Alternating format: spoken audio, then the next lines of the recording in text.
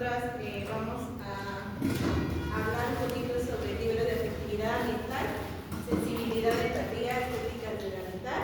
Solamente es el capítulo 1, como tesis ambiental, los cuerpos entre cuerpos, y es una coautoría de Giraldo y Ingrid Toro.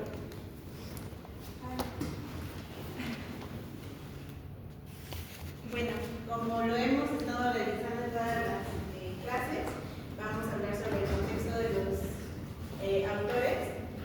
Omar Felipe Giraldo, quien tuvo la oportunidad de venir cuando expuso aquí en la UACM, bueno, precisamente abordó sobre este libro y bueno, lo leamos y encontramos un sinfín de información que nosotros solamente capturamos un poquito.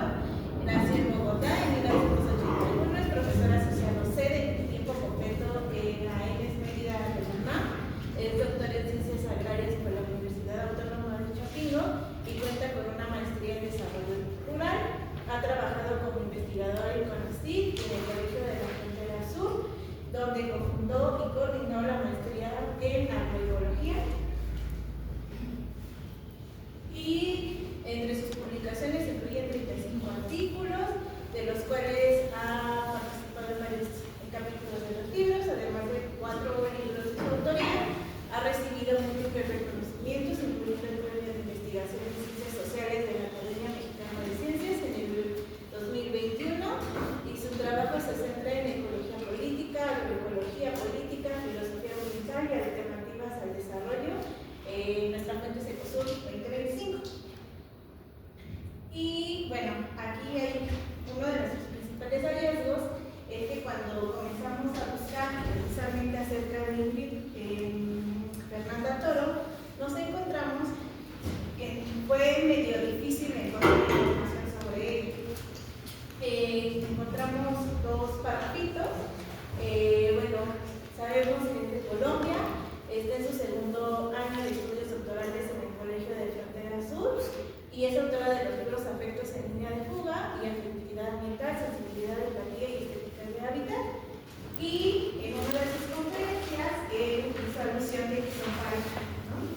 La verdad, ignoro por qué razón no doy conferencias con él, pero sí está acompañando algunas de ellas.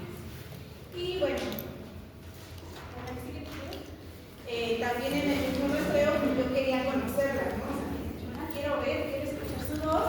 Y bueno, encontré en el canal en YouTube, tiene un canal solamente de afectividad ambiental, que también es parte de la UNAM, cuenta con 9 videos, empezaron desde hace un año y cuenta con 5.418 visualizaciones, pero su link de la página ya no sirve, ¿no? Está disponible. Pero bueno, ahí encontramos precisamente la voz, la imagen de Ingrid, que es como muy rescatable. Y bueno, como una pequeña introducción, ellos comienzan a complejizar, ¿no? A través de cómo estas dicotomías o cómo hemos ido conociendo y aprendiendo, cómo se ha ido a través de la razón y los afectos. Su propuesta del ensayo del libro es completamente una ética ambiental corporizada, basada en las relaciones sensibles y sustentada en los afectos, la sensibilidad, los sentidos y los contactos. Toman a la ética, bueno, más adelante lo vamos a ir desarrollando más, como un poder que emerge cuando nos sabemos afectados por el encuentro con los seres sensibles del mundo. Y algo que es sumamente relevante también es que este ensayo lo terminaron de escribir como a 2 meses de que se declarara el COVID. De hecho, una parte de su prólogo menciona que esta parte del virus y este encierro humano pues permitió darle un respiro precisamente a la tierra, al mundo. Y también otra cosa sumamente importante que a mí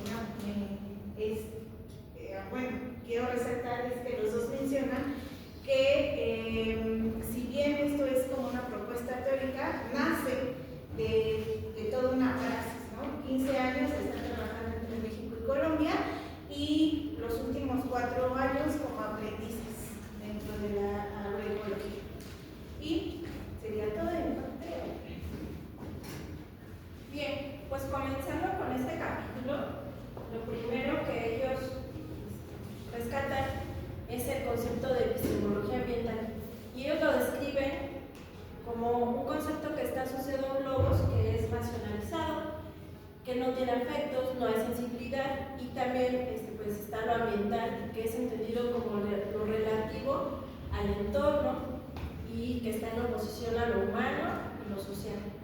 Entonces, la apuesta que ellos hacen es por una ética que nos permita emocionar con asombro y respeto ante la vida, despertar la potencia ante lo sentido y habitar poéticamente al reconocernos como cuerpos deambulando que se encuentran con otros cuerpos.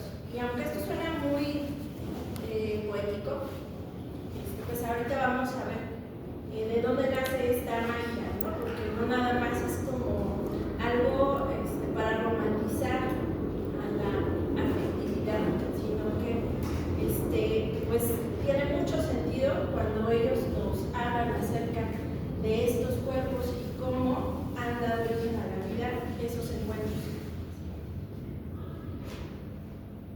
En el primer apartado de este capítulo, que se titula Más allá de dualismos y monismos,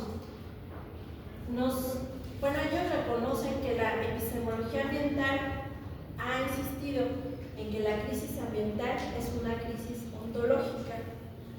¿A qué se refiere esto de crisis ontológica? ¿O por qué dicen que la crisis ambiental es una crisis ontológica? Porque es resultado de la vida de las personas, o que va más allá de solo ser ambiental. ¿Qué significa ontológico?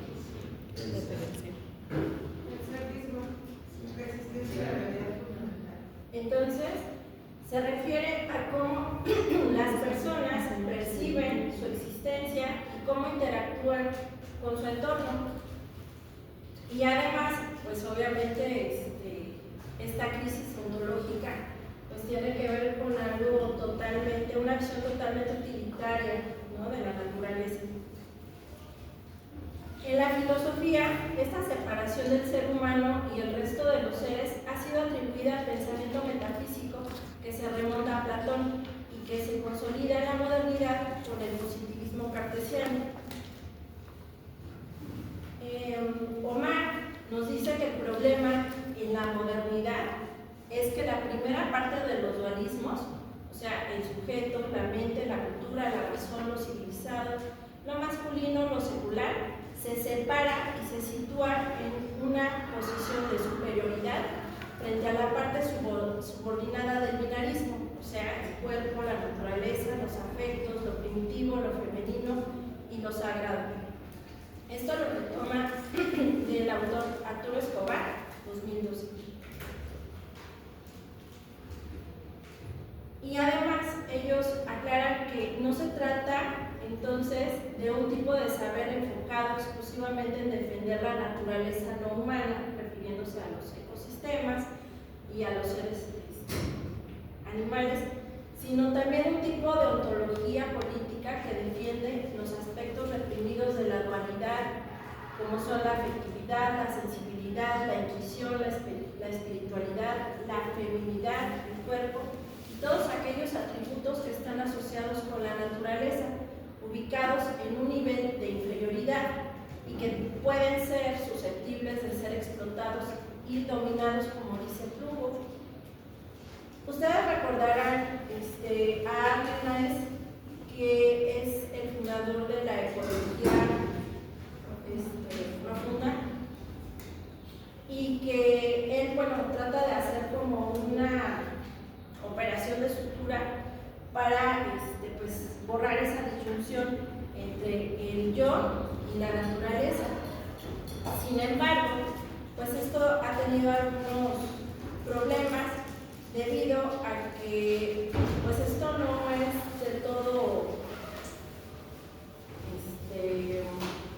del todo correcto en cuanto a cómo se está fundamentando, puesto que aquí, por ejemplo, entonces estamos perdiendo de vista esa otra parte que tiene que ver con las jerarquías, con el abuso de poder. Entonces, hace esta primera crítica hacia la ecología profunda y después nos presenta esta contribución donde confluyen Spinoza y Deleuze, y dice que todos los existentes no somos en realidad seres, sino entes, o sea, maneras de ser de una sustancia.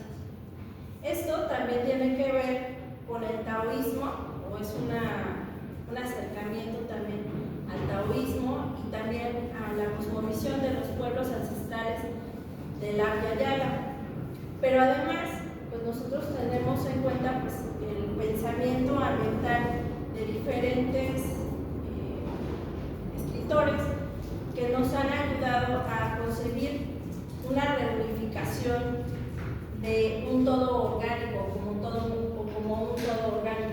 Por ejemplo, el pensamiento complejo de Edgar Morin, la trama de la vida de Fritjof Capra, la teoría de Gaia de James Lovelock, el postestructuralismo de Deleuze y Guattari y la antropología ambiental de Descolet Balso.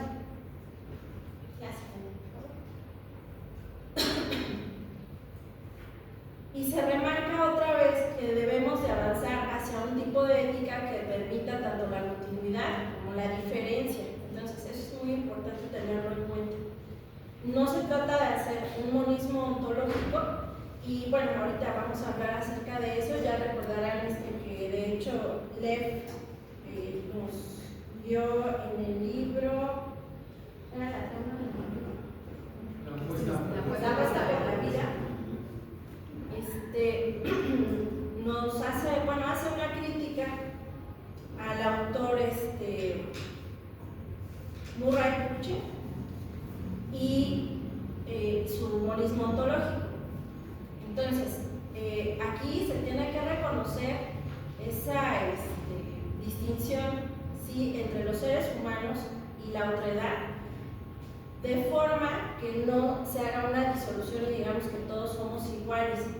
¿Por qué? Porque es importante no tropezar con esa piedra.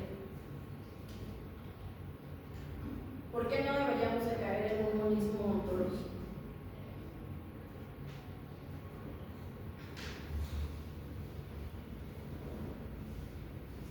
Porque somos muy diversos, ¿no? Hay muchas cosmovisiones y muchas ontologías y muchas formas de ser y tenemos que procurar la multiplicidad,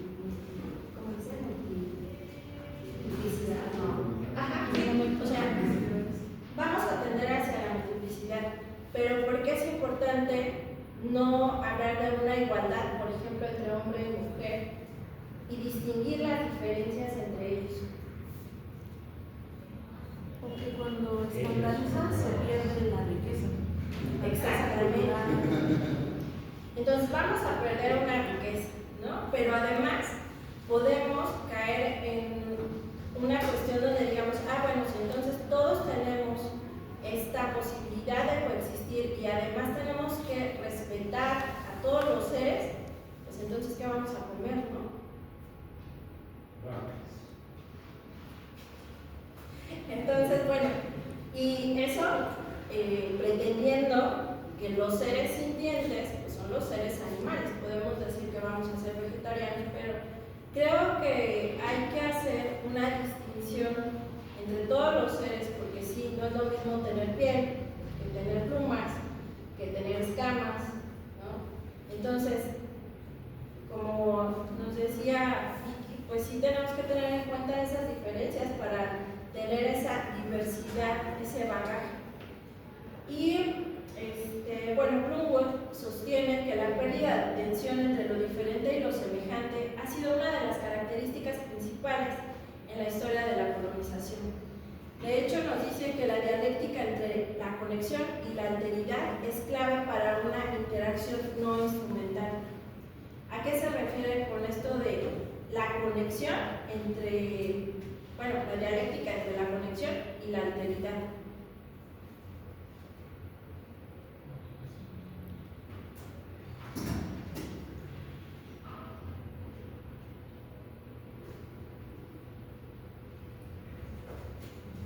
Me suena como a entender la interdependencia, ¿no? Como los procesos que tanto nosotros dependemos, como las demás dependen de un proceso dialéctico de ida y vuelta. Y de esa manera, al entender nuestra dependencia, no vamos a instrumentalizar. Entonces era, sí, en parte también lo que les decía acerca del reconocimiento de las diferencias. ¿Por qué? Porque si nosotros reconocemos las diferencias, también vamos a tener cuidado de no atropellar a los demás en esas diferencias. Y a ver si la anterior. Sí, y bueno,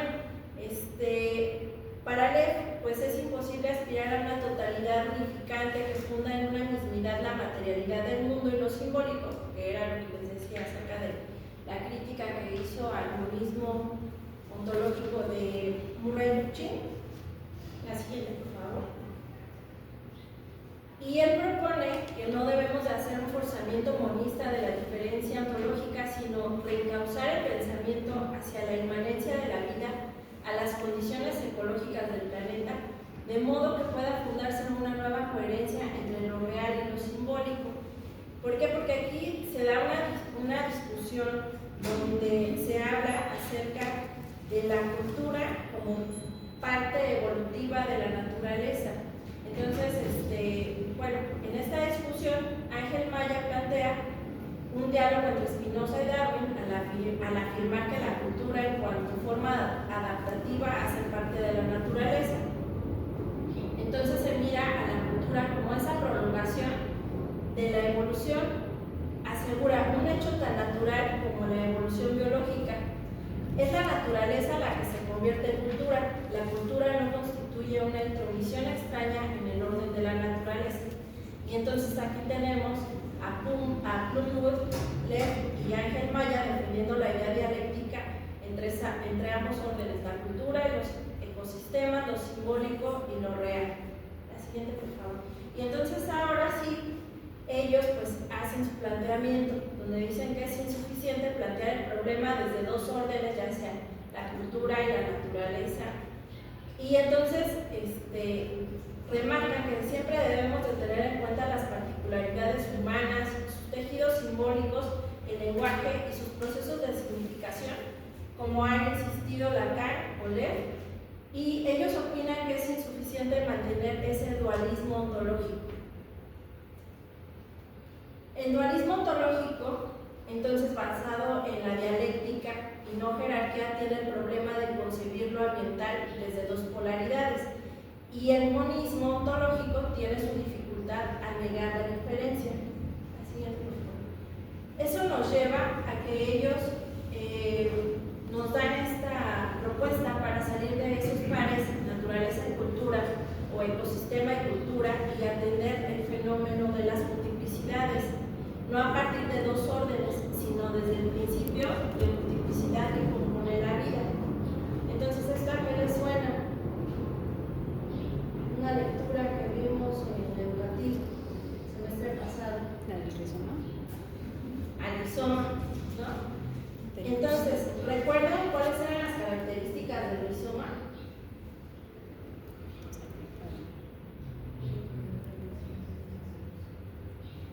Ramificarse no jerárquicamente. Exacto. No había jerarquías. ¿Qué más? Tampoco es como lineal, ¿no? Es un entramado. Exactamente. No es algo lineal. Entonces, no hay jerarquías, hay una confluencia, pero además tenemos una transformación continua. Y también que de algo que surge de lo, o sea, de algo puede surgir otra cosa. O sea, ¿cómo? Sí hay unas ramificaciones las cuales pues van a esa apertura, ¿no? Entonces es algo que no se detiene. También habla de la territorialización y reterritorialización, cómo hay influencia de uno con otro y que también es parte de lo que va a hablar precisamente. Exactamente.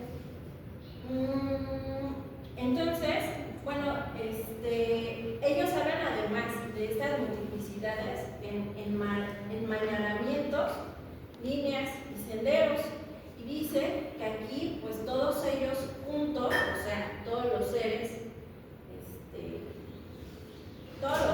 estarían cohabitando el mismo lugar, sin fronteras ni exteriores, únicamente aperturas y vías.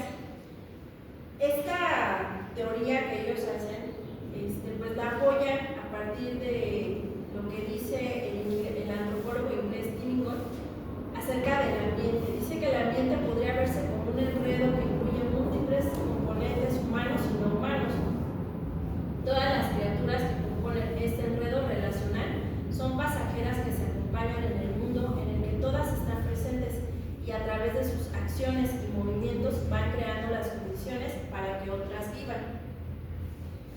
Y además dice que en el rizoma de la vida cada línea está siempre moviéndose, entrelazándose, deshilachándose aquí e hilachándose allá. Así es. Bien, aquí la primera pregunta es, ¿qué es un cuerpo?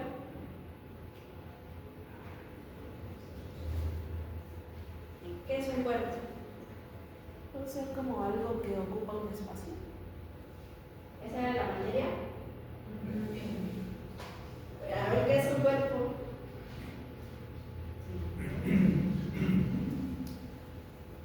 Pues sí, sería como materia, pero que tiene ciertas características. Bueno, es que podemos definir un cuerpo desde la biología, desde la filosofía, ¿no? Entonces, desde la biología, ¿qué es un cuerpo?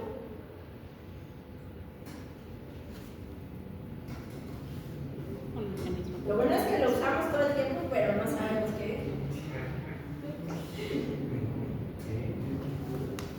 Pues puede verse primero como un sistema Ajá.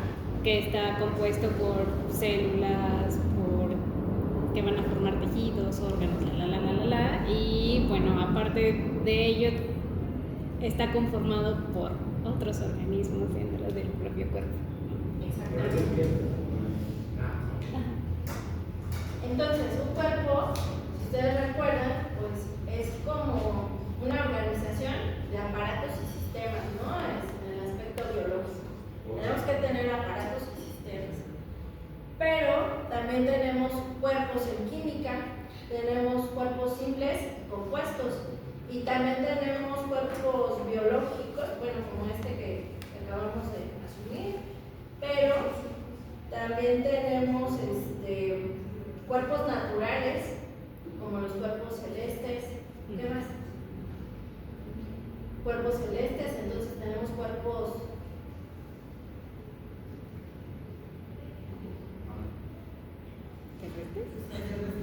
terrestres, no, terrestres, ¿no? ¿Cuáles serían los cuerpos celestes? Planeta. Ajá, los planetas, las estrellas, el sol, ¿no? ¿Y cuáles serían los cuerpos terrestres?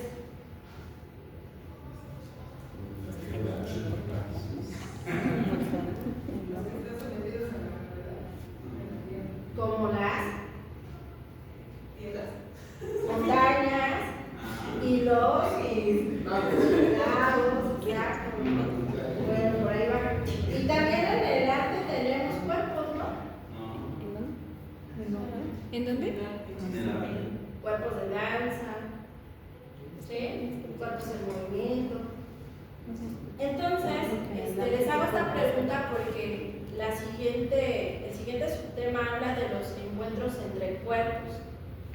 Y él nos refiere que la epistemoestesis ambiental tiene que ver con encuentros energéticos, químicos, sensibles a distintas escalas, encuentros entre distintas velocidades. Y además dice que somos entrelazamientos entre diversos tipos de cuerpos, entrecruzándonos por senderos dinámicos.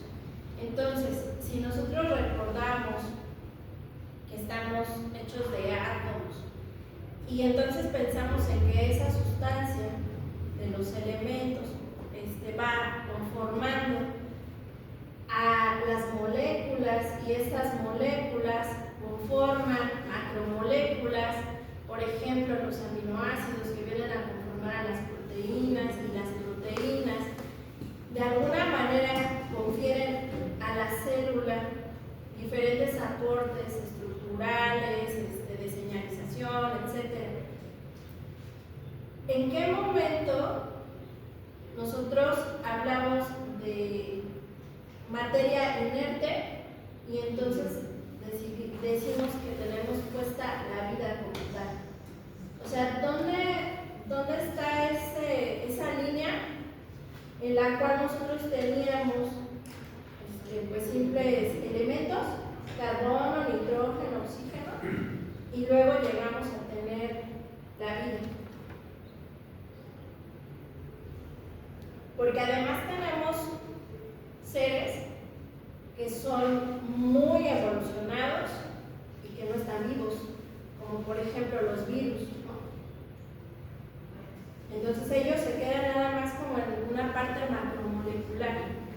Y si nosotros hablamos ya de que tenemos a nivel de individuo, y que este pues está organizado, como decíamos, por aparatos, sistemas, y además contiene un 70% de agua más o menos, y además recordamos que el agua es otro tipo de cuerpo, ¿no?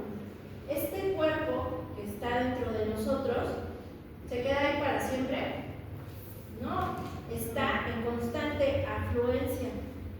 Entonces, esta agua tiene billones de años, viene del espacio exterior y además pues pasa por un proceso de absorción, filtración y entonces se convierte en orina. Y bueno, si ustedes recuerdan aquella conferencia que dio Omar, pues entonces sabrán que no les estoy hablando de cosas sueltas, ¿no? Sino que estoy haciendo referencia a sus palabras dentro de lo poco que queda aquí. Entonces esta orina pues, va a salir de mí y se va a volver a reincorporar en el ciclo del agua a partir de la evaporación y a partir de una nueva precipitación.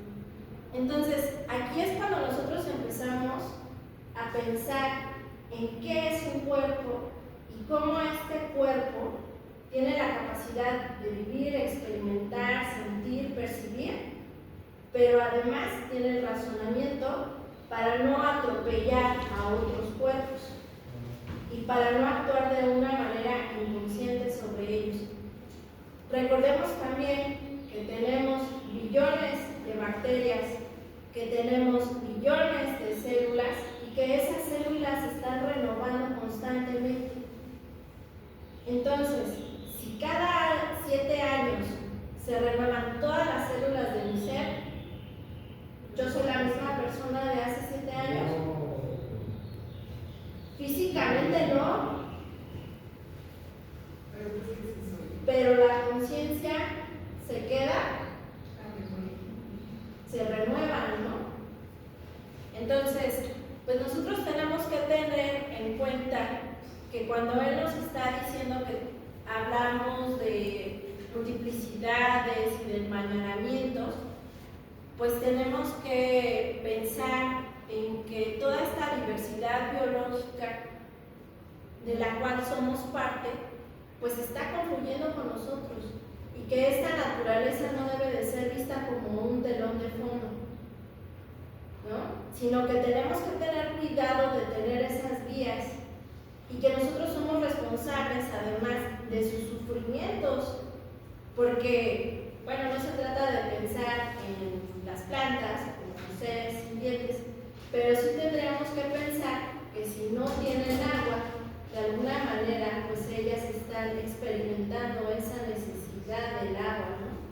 Y que nosotros pues tenemos que proveerla, tal vez, o que tenemos que pues, tener una cierta conciencia para evitar que algunos animales pues puedan salir a lo mejor de sus hábitats y que tal vez puedan llevar ellos también virus que han estado alejados y han estado ahí bien, pero que ahora sean parte de nuestro hábitat, ¿no? Entonces, por eso nosotros debemos de tener ese respeto y marcar, sí, pues también ese límite en ese sendero. Es muy importante eso. La siguiente, por favor. Entonces, pues cuando Él nos habla acerca del sabor de una manzana, nos dice que el sabor de una manzana no reside en la manzana misma ni tampoco en la persona que la saborea, sino en el encuentro entre ambas. Y yo creo que aquí, pues sí tiene mucha razón, ¿no? No todas las manzanas saben iguales, ni aunque sean verdes o aunque sean amarillas, ¿no? ¿Y de qué depende el sabor de una manzana?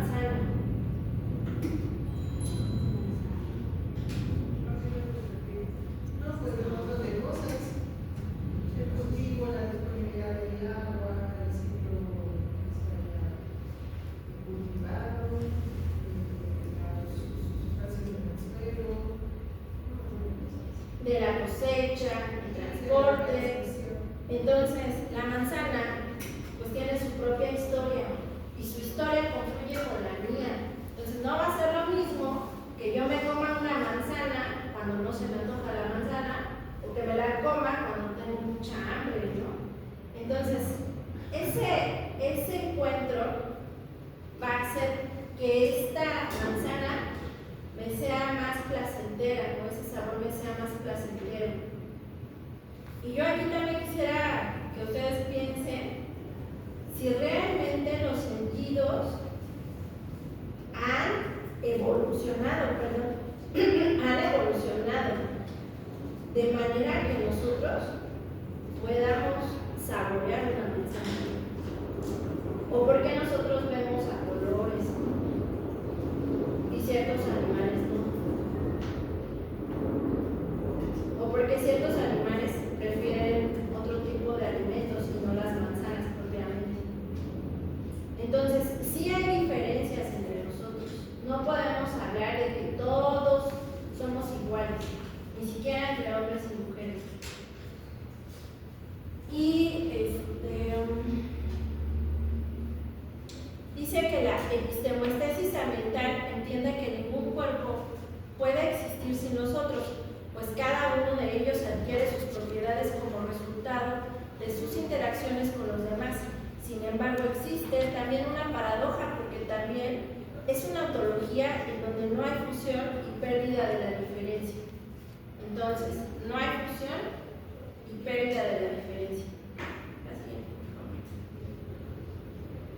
Entonces, cuerpos entre cuerpos dan cuenta de la interencarnación o la corporización que surge del encuentro entre una multiplicidad de fuerzas, energías, sensibilidades, humores, afectos que interactúan dinámicamente. Los encuentros, mucho más que tropiezos fortuitos y desorganizados, siguen una lógica estética. Por eso somos vida dentro de vida, una forma de vida que mantiene su propia estructura y especificaciones.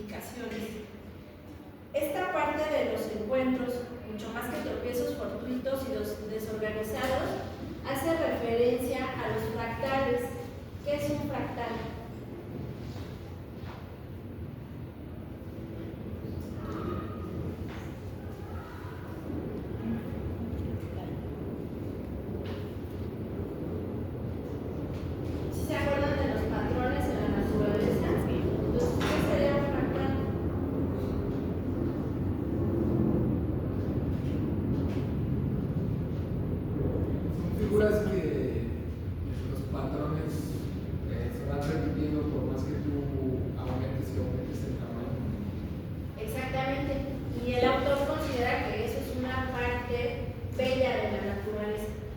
Entonces, cuando nosotros decimos que tenemos que confiar en nuestra percepción y aquello que nos dice, bueno, huele bien, es agradable, entonces me lo puedo comer.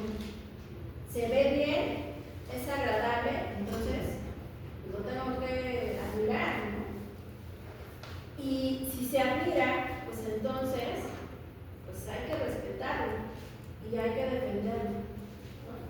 Entonces, la afectividad es mucho más que romantizar pues un sentimiento o decir que tenemos que querer el ambiente, ¿no? Sí, tenemos que respetar, pero para respetar hay que conocer, hay que reconocer, hay que validar y hay que valorar a los seres.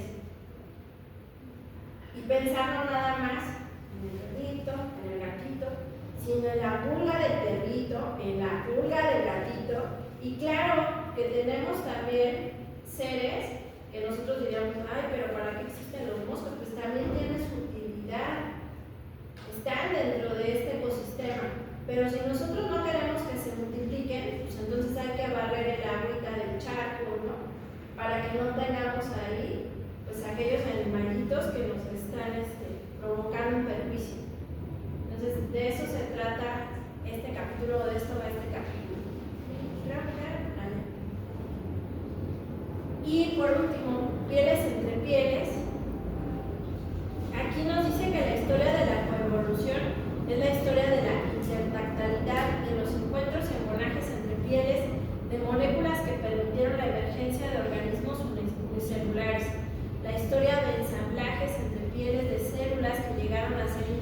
pieles y con ellas el surgimiento de organismos multicelulares. Seres distintos mediante sus pieles entran en contacto incluso a distancia. Hormonas, enzimas, citoquinas, péptidos fluyen por el organismo. Finalmente nos dice en este apartado que la estesis, asegura Mandoki, es la lámpara que nos ilumina el mundo a través de nuestra sensibilidad para seleccionar y diferenciar lo que permite la vida o lo que es contrario a ella, que era lo que les decía. Entonces, confiar en despertar esa percepción, esos sentidos para estar pues en confluencia y poder comunicarnos de esa manera con la naturaleza o con nuestros seres que están entre nosotros, ¿no? Para ya dejar de hacer esa distinción. Y por último, entonces, los átomos, ¿cómo llegan a embonar? ¿Cómo se hacen las moléculas? ¿Cómo nacen las moléculas? Ajá. Entonces, hay una cierta atracción entre cargas, ¿no? Y yo creo que para pensar en eso, así como ser parte de la sustancia, tenemos que pensar en los elementos, en lo elemental, ¿no? Incluso antes de descubrir los elementos, o sea, si los primeros 4 elementos que teníamos al inicio, que eran el fuego, el aire, el agua y la tierra. Entonces, creo que pues tenemos que pensar un poquito más en ello para poder hacer una nueva ética ambiental y entonces pues poder partir de esto para poder hacer un nuevo plan o una nueva construcción para dar esta pelea a la crisis civilizatoria. Gracias.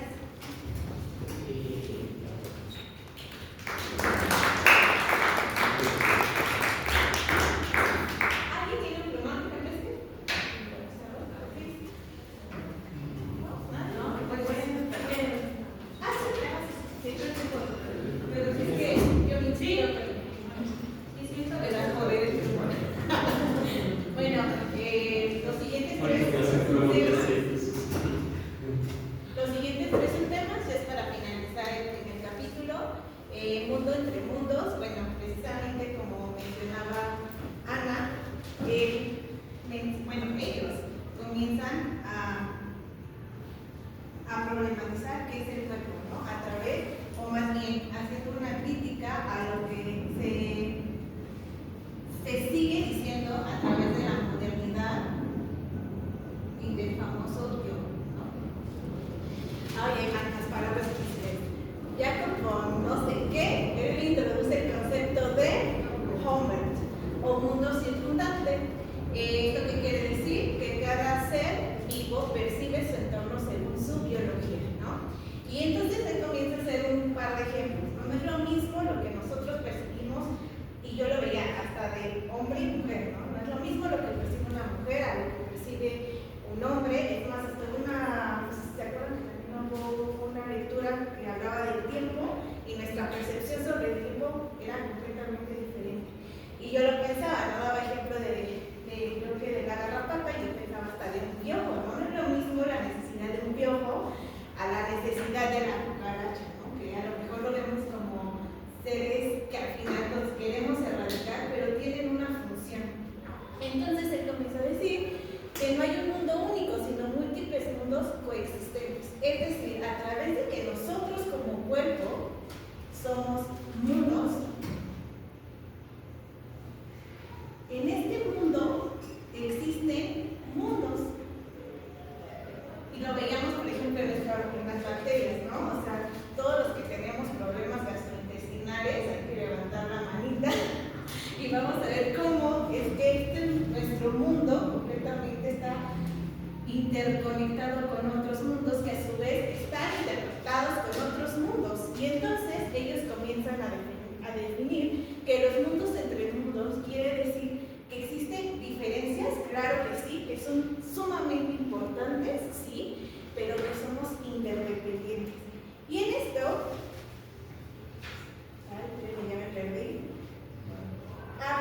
que somos uno, porque interexistimos,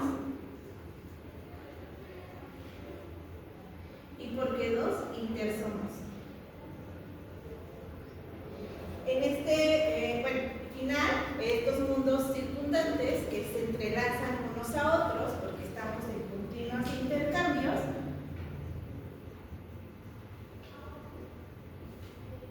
da paso a formar un plurimundo, ¿no? Bueno, ahí está, lo voy a tener que y bueno, el siguiente es la alteridad humana en el tejido de la vida, retomando precisamente la importancia de las diferencias.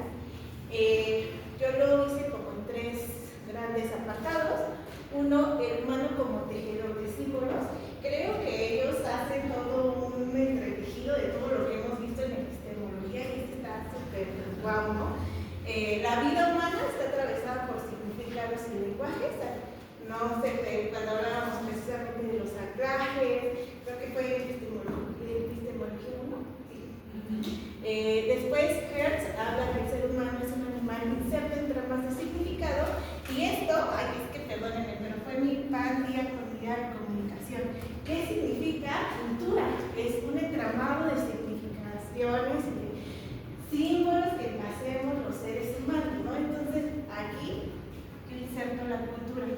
Pero lo que mencionaba Ana, ¿no? La importancia de no dividir cultura y naturaleza, sino verlas como precisamente en estos intercambios e interconexiones que hacen posible la vida. O bueno, ellos lo mencionan como el entramado de la vida. Y bueno, cuerpos en afectación mutua, ellos comienzan a ver el cuerpo como el territorio. Al estar entre cuerpos les damos forma a través del lenguaje.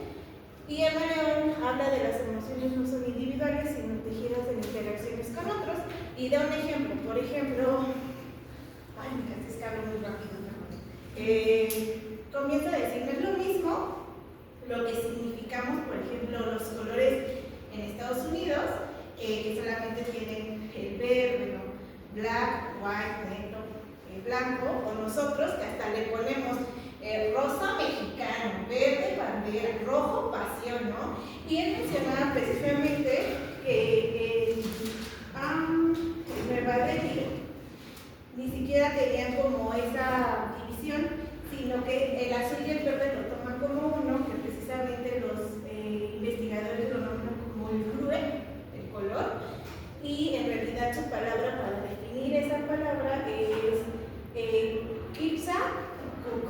Solamente, o sea, ellos no pueden ver de qué color es el cielo azul o de qué color es el mar azul. No, en realidad ellos lo significan de diferente manera, y eso es la alteridad humana dentro del tejido de la vida. Y bueno, Francisco Varela nos menciona la percepción, que es un encuentro entre historia biológica y cultural. Y creo que me volvió el ejemplo de la abejita, pero bueno, ya ni modo. Dice, la vida y la muerte no son opuestos, sino parte del mismo flujo, como seres en constante transformación. Menciona también algo que se me hizo muy relevante, es cómo ellos comienzan a complejizar que todo lo vemos a través de dicotomías, ¿no? Y en esta misma de vivimos, crecemos, nos reproducimos y morimos, y la muerte la vemos precisamente como el fin de algo. Y en sus mismas conferencias ellos decían, no, o sea, al final, ¿qué pasa cuando morimos? Pues nos entierras y somos comida y somos parte de este mismo ciclo, y otra vez comienza de nuevo, ¿no? Somos agregados y los sociales entre la materia y el símbolo, porque somos cuerpos simbólico, biótico, afectivos. Y ya para finalizar, pues viene toda su propuesta política, que es el ethos ambiental. Ethos es una palabra que viene del griego, que significa costumbre o carácter. Viene de la raíz de la palabra ética. Ellos comienzan a complejizar y a decir, no solo basta con el ser, sino la clave está en el estar y en el habitar.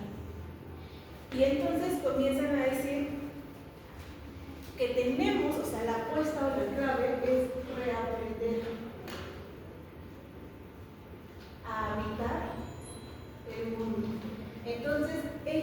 parte de esta nueva propuesta de logos a la estesis, donde la epistemostesis, como alternativa a la epistemología clásica, donde existe una ruptura de la dicotomía sujeto-objeto y una apertura a la incorporalidad, donde letros, más que un conjunto de normas morales, está bien, debemos de cuidar el agua, tenemos que cuidar el planeta, no, sino que lo comencemos a abordar desde la existencia con la relación con el mundo. Y yo lo tomaba, habla de una palabrita como el tener poder dentro de nuestros cuerpos. Yo lo veía como una resistencia ante todo lo hegemónico, ¿no? Todo este poder que los poderes hegemónicos pueden tener, retomarlo desde nuestro cuerpo, desde nuestros sentimientos, desde el sentido, desde el estar, y ser esa resistencia ante todo lo que se nos ha dictado que es o que no es. Y bueno, después hace una pregunta. No se trata del deber ser, sino qué puede mi cuerpo. ¿Y a qué se refiere eso? Pues precisamente empieza a una cuestión de preguntas, ¿no? ¿Cómo despertar nuestra potencia de mi cuerpo? ¿Cómo hacerlo? Porque pues está muy padre, ¿no? Esta propuesta. ¿Cómo hacerlo? Y bueno, ellos comienzan a decir que es a través de los sentidos.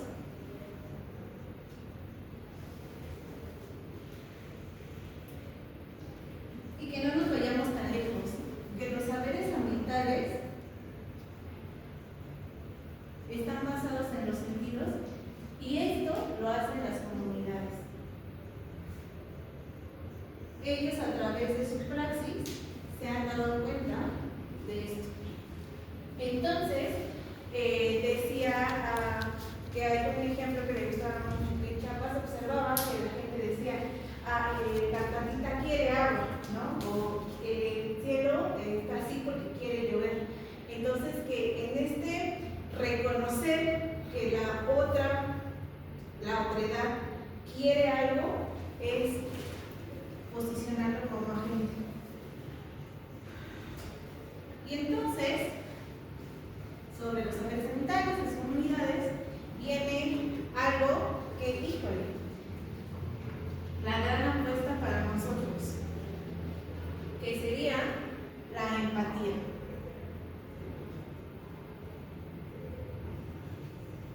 Porque la empatía nos va a ayudar, ¿dónde está mi palabra? A ética. Hacia la ética del cuidado. Pero, ¿qué es empatía? ¿Qué es empatía?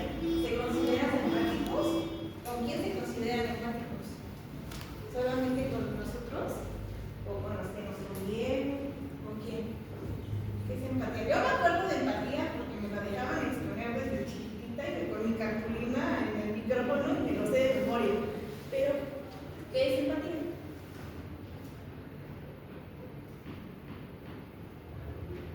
Ponerte en el lugar de la otredad. Es una capacidad de identificarse con alguien que no sufre, alguien o algo que no sufre. Yo te lo digo tal cual era la capacidad de hacer propias las causas del otro. Y en realidad lo hacemos. Y bueno, la empatía solamente, refleja varias cosas. Una, que estamos desconectados.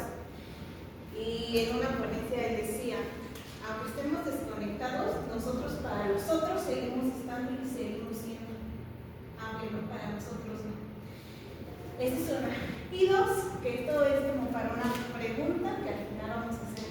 ¿Hacia quién se ha dado la ética y la responsabilidad de cuidar a través de la historia? Entonces, ¿cuál es también el gran reto, sobre todo para los hombres, ¿no? Para ir concluyendo, también vivir en colectividad implica dolor. No todo va a ser siempre bonito, ni todo va a ser romantizado. sino también es esta necesidad también que necesitamos por fin de sentirlo el dolor, ¿no? Y bueno, ya para terminar, no es cierto. Otra cosa es que la ética ambiental parte del reconocimiento del propio estar en el mundo y, bueno, aquí lo puse en negritas, es una implicación política de una deconstrucción de la ética normativa como forma de control social. Bueno, ahí me lo un poquito, pero espero que esté bien. Bueno, y con Francisco Varela dice: no solo habitamos en el mismo, sino que somos habitados por él. Lo que afecta a un cuerpo afecta al conjunto de relaciones en la que esté inmerso. Y bueno, termino con unas premisas que él da en su conferencia de la UNAM. Dice: la belleza puede salvarnos, pero ¿cómo saber qué está bien para la vida? Y dice: la clave es que tenemos que escucharlo.